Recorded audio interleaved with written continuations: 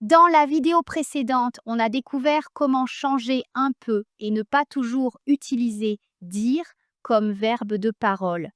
Mais ce n'était que le début. Aujourd'hui, on passe à la vitesse supérieure avec des verbes pour exprimer l'aveu, la contestation, l'indignation et bien plus encore. Avouer signifie reconnaître une vérité, souvent avec une idée de soulagement ou de culpabilité. On avoue une erreur, un secret, une émotion longtemps contenue. Confesser va encore plus loin avec une dimension plus intime, plus personnelle, souvent liée à la morale, à la religion ou au sentiment de faute. On confesse une peur, un amour, un regret. Reconnaître, en revanche, est plus neutre. On accepte un fait sans forcément ressentir de culpabilité. On peut reconnaître une erreur, un mérite, un talent. À l'opposé, démentir marque un refus catégorique d'admettre une affirmation. Lorsqu'on dément, on réfute, on contredit, on affirme que ce qui est dit est faux. Tergiverser, c'est tourner autour du pot, éviter de répondre directement, repousser une décision. Une personne qui tergiverse ne prend pas position, elle temporise.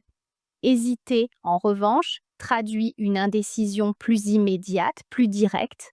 On hésite avant de parler, avant d'accepter, avant de se prononcer. Balbutier ajoute une notion d'émotion, de malaise ou de timidité.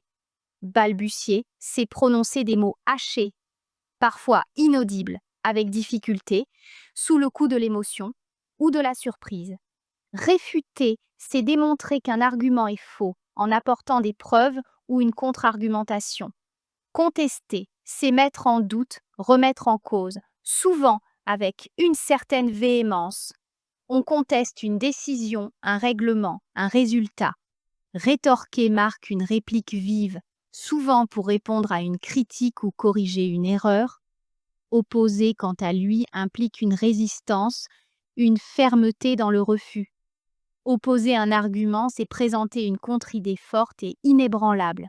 Tempêter, c'est exprimer sa colère avec agitation et véhémence. On tempête contre une injustice, contre un obstacle, contre une situation exaspérante. Pester, c'est maugréer, se plaindre avec irritation, souvent de manière continue. Fulminer, c'est bouillir de rage, contenir une colère intense, prête à exploser.